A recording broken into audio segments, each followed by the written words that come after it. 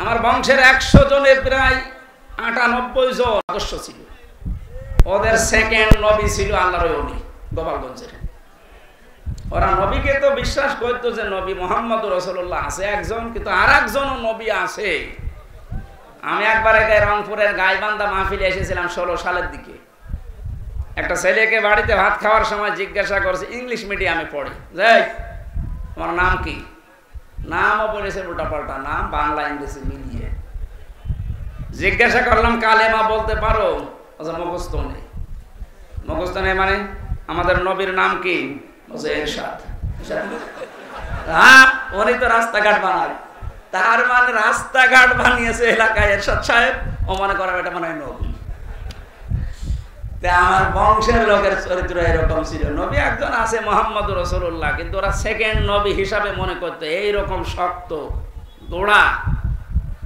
তো আগস্টের 5 তারিখের 1:30টার সময় যখন আল্লাহর ওলি চলে গেছে পালিয়ে, ওরা বিকাল 5টা বাজতে বাজতে তখন মোবাইলে কল দিয়ে বলছে, বাবাজি আমরা সব এখন জামাত ইসলামী করি।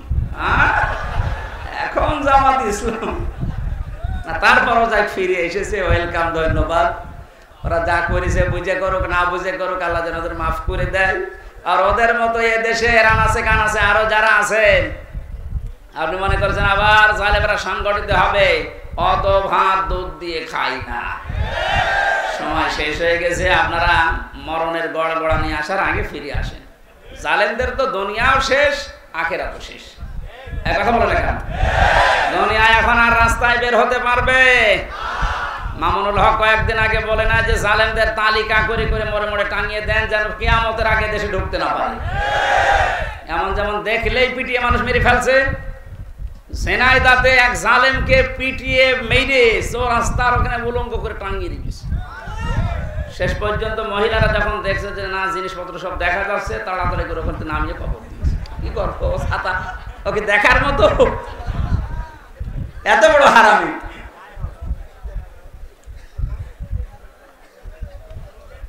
দুনিয়া শেষ আপনাদের, জালেমদের কোন দুনিয়ার জীবন নেই আর।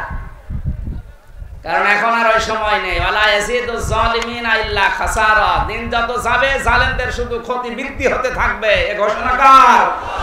বলেন। কিন্তু যারা জালেম হয়ে মারা যাচ্ছেন তাদের অবস্থা আরো খারাপ হবে। তারা মামলার আসামি হামজা। কার? আপনি চিন্তা করেছেন? আল্লাহর মামলার আসামি। বাদী যত শক্ত হয় মামলা তত কঠিন হয়। আমার মামলার বাদী যেহেতু রাষ্ট্র ছিল, এই জন্য মামলার জামিন হইতো না। অথচ এই মামলায় অনেকে 1.5 মাস 2 মাস পরে বের হয়ে চলে গেছে। আর আমার 3 বছরও জামিন নেই। তার মানে আমার মামলার বাদী সলিমউদ্দিন কলিমউদ্দিন না, একেবারে সে যাই হোক। তো কিয়ামতের দিন যিনি নিজে বিচার করবেন, নিজে রায় দেবেন, নিজে বাদী, বলেন তো আপনার মাপ পাওয়ার কোনো সম্ভাবনা আছে? আমার মতো খালাস পাবেন? আপনি আল্লাহর মামলার আসামি, লিখে নিয়ে যান আপনি জাহান্নামী। এই জন্য আপনার চরিত্র ভালো, কিন্তু এমন মানুষকে সাপোর্ট করেন তার চরিত্র ভালো না, আপনি ওর জন্য আপনার কপালও পড়বে। আল্লাহ আমাদেরকে শুধু ইয়াসিন সূরা পড়লে 10 খতম কোরআন শরীফের সওয়াব হয়। এর ভেতরে 83টা শিক্ষা আছে। এগুলো আমাদের প্র্যাকটিক্যাল লাইফে থাকা লাগবে। কথা বলেন ঠিক কিনা? আল্লাহ আমাদেরকে ইয়াসিন থেকে যে শিক্ষাগুলো দিতে চান, এটা আমাদের বাস্তব জীবনে প্রতিপালন করার তৌফিক দিন, আমিন। সূরা আলে ইমরানের 102 নাম্বার একটা মাত্র আয়াত পড়েছি। আমার আজকের আলোচনার বিষয় তিনটা ভাগ আছে। এর ভেতরে আমরা দেখি কোরআনে কারীম থেকে পয়েন্ট আকারে কথা বলার চেষ্টা করছি। কষ্ট হয়ে যাচ্ছে? কষ্ট তো হচ্ছে আমার, মানে মাইকের জন্য গলা ব্যথা করছে আর ভেতরে ঘেমে যাচ্ছে।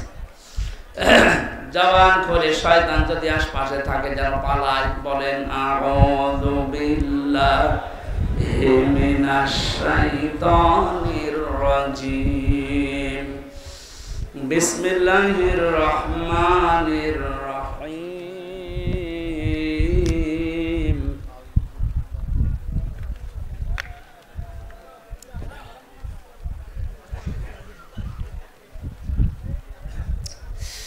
ইয়া আইয়ুহাল্লাযীনা আমানুত্তাকুল্লাহা হাক্কা তুকাতিহি ওয়া লা তামুতুন্না ইল্লা ওয়া আনতুম মুসলিমুন। সূরা আলে ইমরানের নামকরণ, ঐতিহাসিক প্রেক্ষাপট এবং কিছু শিক্ষা এখানে আছে। আপনারা তাফসিরে ইবনে কাসির দেখলে এগুলো পাবেন। আমরা মূলটায় যাচ্ছি। আল্লাহ প্রথমে এখানে ডাক দিয়েছেন শুধুমাত্র ঈমানদারকে। কাদেরকে? আমরা কি ঈমানদার না বেঈমান? এখন আপনার ঈমান আছে কিনা এটা পরিমাপ করবেন কি দিয়ে? দাড়ি পাল্লায় তুলে দেন নাকি? আল্লাহর নবী থার্মোমিটার দিয়েছেন। এদিকে তাকান, খুব গুরুত্বপূর্ণ বিষয় ভাই। নবীজি বলেন ইদা সাররাতকা হাসানাতুকা ওয়া সাআতকা সাজ্জিআতুকা ফা আনতা মুমিন। তোমার যে ঈমান আছে তুমি কিভাবে টের পাবে জানো? যদি তোমার ভালো কাজগুলো তোমাকে আনন্দ দেয় আর অন্যায় কাজ দেখলেই তোমার কষ্ট লাগে, বুঝবা তোমার ঈমান আছে। দিনাজপুরবাসী এদেশের দিকে তাকিয়ে বলেন তো, ভালো কাজ সবার কাছে ভালো লাগে? অন্যায় কাজ সবার কাছে কষ্ট লাগে? সুতরাং ভালো কাজ যার কাছে ভালো লাগে, অন্যায় কাজ দেখলে যার কাছে কষ্ট লাগে, সে যেন মনে করে আমার ঈমান আছে। আর যার কাছে ভালো কাজও ভালো লাগে, অন্যায় কাজও ভালো লাগে, সে যেন বোঝে সে মুনাফিক।